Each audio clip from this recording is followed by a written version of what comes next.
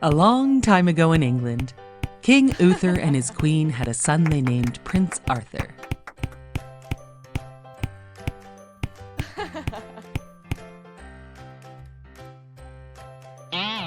The queen sadly died when Prince Arthur was a small baby. So King Uther asked Merlin the wizard to raise his beloved Prince Arthur.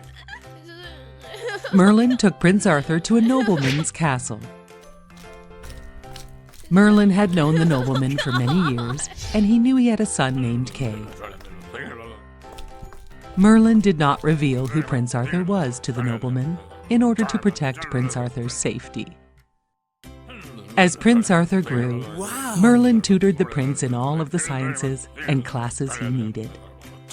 Because Merlin was a wizard, he could also share future sciences and magical formulas with Prince Arthur.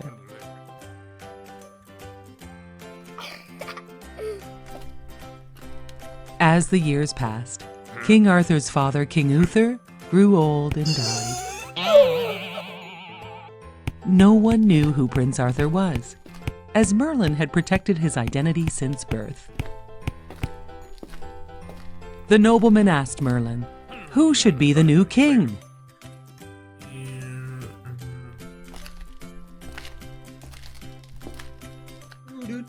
Merlin made a sword appear in a stone, and he spoke of the legend that said, the sword is called Excalibur, and legend says, whoever can remove the sword from the stone shall be the King of England.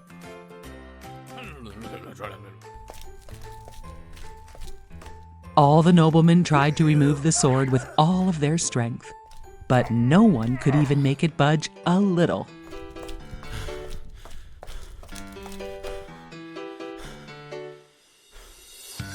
Prince Arthur and Kay, who were strong young men now, were on their way to the city to compete in a tournament.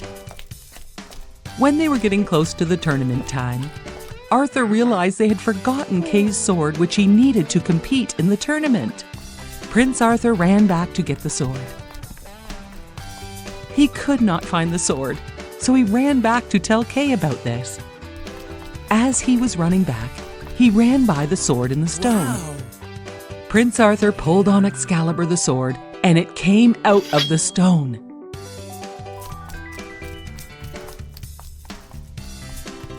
Prince Arthur ran and gave Excalibur to Kay. "But this is not my sword," said Kay. Arthur explained how he could not find Kay's sword and how he had found this sword sticking out of a rock. So he took it so Kay could compete in the tournament. Kay thought it would be best to tell his father, and he showed him the engraved word Excalibur on the sword. The nobleman and Merlin told Arthur to return the sword to the stone where he had found it.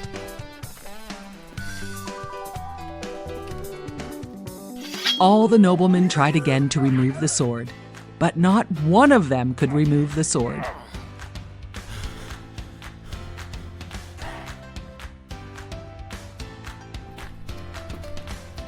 A great beam of light appeared on Prince Arthur as he removed the sword with ease from the stone.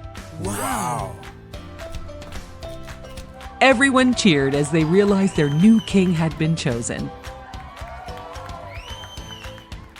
All the people bowed to their new king. Merlin now returned to his home, as King Arthur was now a king in his own castle. A short time later, Merlin had to return to help King Arthur.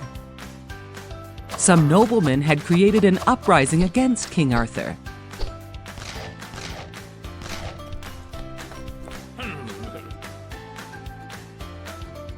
Merlin told them all who King Arthur was, and as the son of King Uther, he was the rightful king. But the noblemen kept up the fighting until they were defeated by the courageous King Arthur and Merlin the wizard. In order to maintain future peace, King Arthur created the Round Table, and he invited all the noblemen from all the kingdoms to sit at the table. There would always be a place now where each nobleman's concerns could be peacefully discussed without fighting. King Arthur married the beautiful Princess Geneva, who became his queen. After several years, Merlin told King Arthur he could continue to rule without his advice. "You are a generous and thoughtful king. Continue as you are, and you will be fondly remembered by all." King Arthur thanked Merlin for all he had done for him. King Arthur continued to rule as a great king. The end. Long ago, in a small village, a woodcarver named Geppetto made a wooden puppet. It looked so much like a real boy that Geppetto gave it a name, Pinocchio.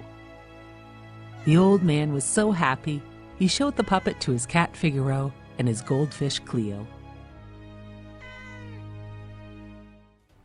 As Geppetto showed his puppet to his dear pets, a small cricket named Jiminy Cricket snuck into Geppetto's house to have a warm night's sleep.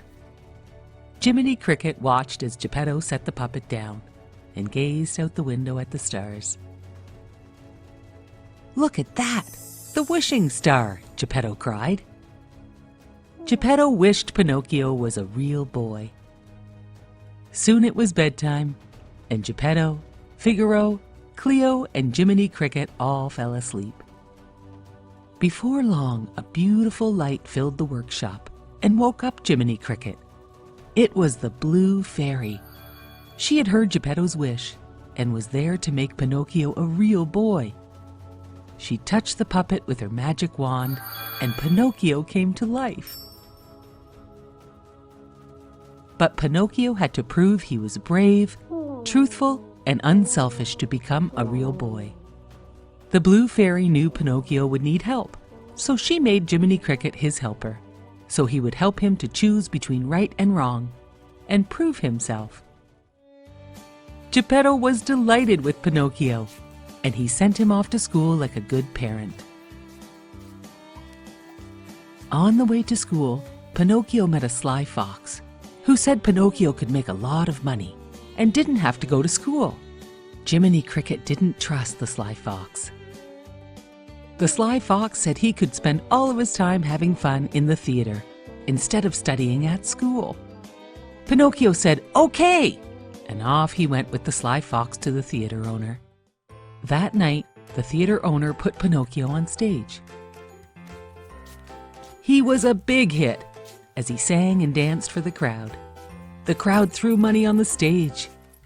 Jiminy Cricket, who was in the crowd, worried. After the show, the theater owner locked Pinocchio up and said, "You will live here and make me lots of money." Pinocchio and Jiminy Cricket wondered how he could escape.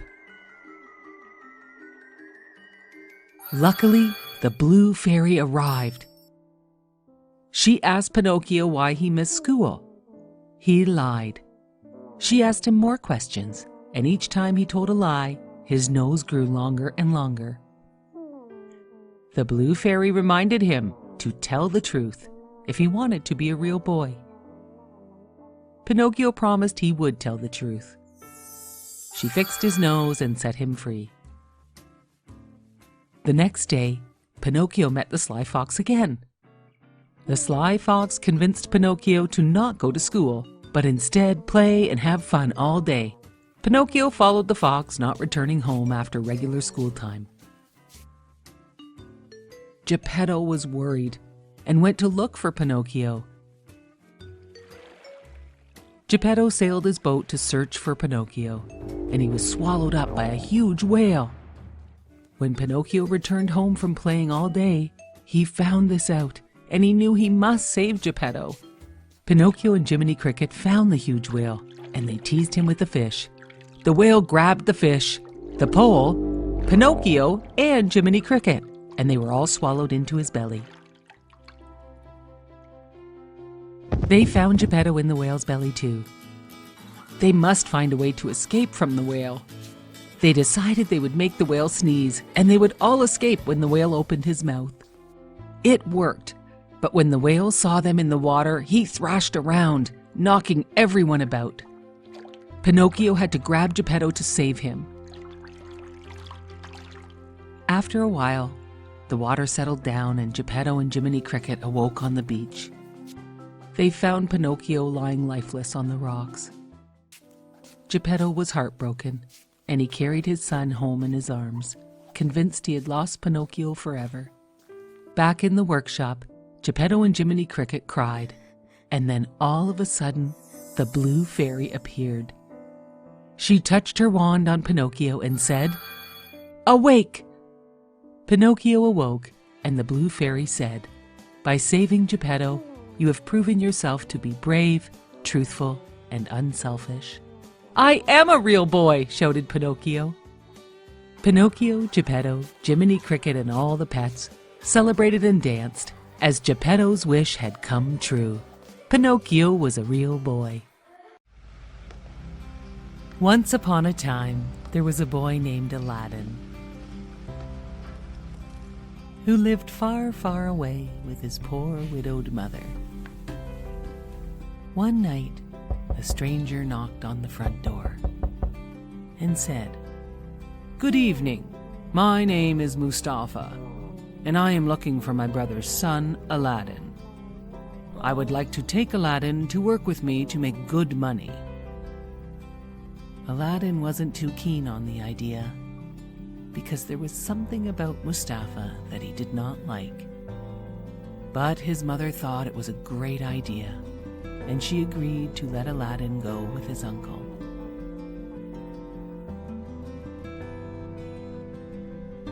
Aladdin and his uncle walked for a full day into the desert, until they reached a cave with a small entrance. Mustafa was too big to fit through the entrance, so he asked Aladdin to go inside. Aladdin did not trust him and was afraid he might block him in. But his uncle told him there were gems and gold inside the cave. Mustafa told Aladdin he could take as much as he wanted. Mustafa only wanted an old lamp from inside the cave. So Aladdin went inside. Aladdin could not believe his eyes when he entered the cave. It was full of treasures. He started filling his pockets with diamonds and rubies and emeralds. He also found a gold ring that fit his finger perfectly. Finally, he found the lamp Mustafa had asked for. He yelled for Mustafa to help him out. But Mustafa said he wanted to see the lamp first. Aladdin did not trust him, so he refused to let him see the lamp. Mustafa was angry and said, "I am not your real uncle, and I don't care about you, Aladdin. Since you won't give me the lamp, I will block the cave entrance with this huge rock." Mustafa left Aladdin inside. Aladdin sat crying with the lamp inside the cave. "Stupid old lamp," he said. "It is not even real gold." He rubbed the lamp a little to wipe off the dust. And all of a sudden, poof! A genie came out of the lamp. "Master, I will grant you 3 wishes," said the genie. Right away, Aladdin said, "Take me home." And poof, Aladdin was at home. His mother almost fainted at the sight of Aladdin. He told her about Mustafa and the cave full of treasures. Aladdin rubbed the ring he had put on his finger, and a second genie appeared. "Master, I can grant you 2 wishes," said the genie. Aladdin wished for a grand palace and enough wealth for him and his family to be rich forever. All of a sudden, Aladdin and his mother had a beautiful palace filled with riches. One day, Aladdin was walking through the city when he saw the most beautiful girl. He fell in love with her at first sight. She was the Sultan's daughter, Yasmin. Yasmin loved Aladdin too. Aladdin went to ask the Sultan if he could marry Yasmin, and the Sultan said yes. After many years, the Sultan died, and Aladdin ruled the country. This news reached Mustafa. Mustafa knew how Aladdin became so rich and powerful, and he made a plan to get the lamp back. Mustafa tricked Yasmin, who had no idea who he was, into trading him with the old ugly lamp for a shiny new one. Yasmin accepted the trade and went to show Aladdin. Aladdin was mad at Mustafa for tricking his wife into this trade. He searched for Mustafa and found him sleeping with the magic lamp. Aladdin slipped the lamp from Mustafa and raced back to the palace. Aladdin had one more wish, and he asked the genie to turn Mustafa into a frog so that he could never bother them again. The genie granted Aladdin's wish, and Yasmin and Aladdin lived happily ever after. Once upon a time, there were 25 tin soldiers that were in a box. The toy soldiers were brave and handsome. Each tin soldier wore a smart blue uniform. One soldier that had been made last had only one leg, as the toy maker had run out of tin. The one-legged tin soldier was as brave and handsome as all the other soldiers in the box. The box was given to a boy on his birthday. The boy placed the box in his room filled with wonderful toys. The tin soldier noticed a beautiful doll that stood on one leg in her ballerina pose. He fell in love with her at once, as he believed she stood on one leg just like him, and she was so lovely. The ballerina thought the tin soldier was so handsome. She fell in love with him at first sight, too. One day, the boy took the soldier out to play by the canal. He made a paper boat and put the tin soldier in it. All of a sudden, a big downpour whisked away the paper boat, and the brave tin soldier sailed quickly towards a dark tunnel. He was very brave and stood steadfast on his one leg. In the tunnel was a big rat who demanded to see the tin soldiers pass. The water came so fast that the rat could not catch the paper boat, and the tin soldier was happy to be out of the rat's reach. The tin soldier wondered what lay ahead as he stood bravely in his paper boat in the dark tunnel. He also wondered if he would ever see his true love, the ballerina, ever again. Suddenly, he heard a great wall of water. The tin soldier knew he was heading for the end of the tunnel, and a great waterfall must lay ahead. He stood bravely on his one leg as his soggy paper boat flipped end over end and sank into the whirlpool at the end of the waterfall. He thought to himself, "I will never see my ballerina again." All of a sudden, a great fish swallowed him up. It was so dark inside the giant fish, but the tin soldier was as brave as ever. After a long time, the fish was caught by a fisherman's hook. The fisherman took the fish home to cook for dinner. Upon cleaning the fish, the cook exclaimed, "Well, if it is not the young boy's toy tin soldier inside this fish." The tin soldier was thrilled to be home as the cook placed him back in the toy room.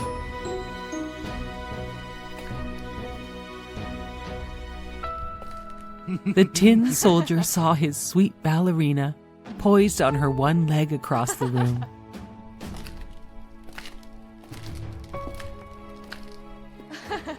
The one-legged toy soldier smiled when the little boy approached.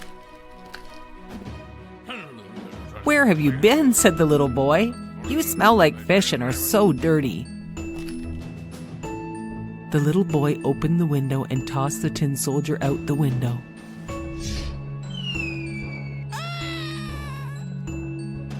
The tin soldier remained brave as he landed on a large bed of petunias below the window. The tin soldier was very sad, but he remained brave as he lay among the flowers. Just then, as the boy was playing with the ballerina on the window ledge, a gentle wind knocked the ballerina to the ground below.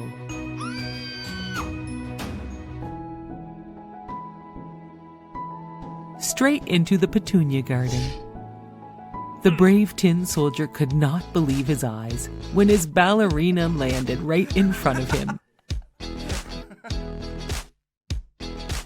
The tin soldier asked her to stay with him and be his wife.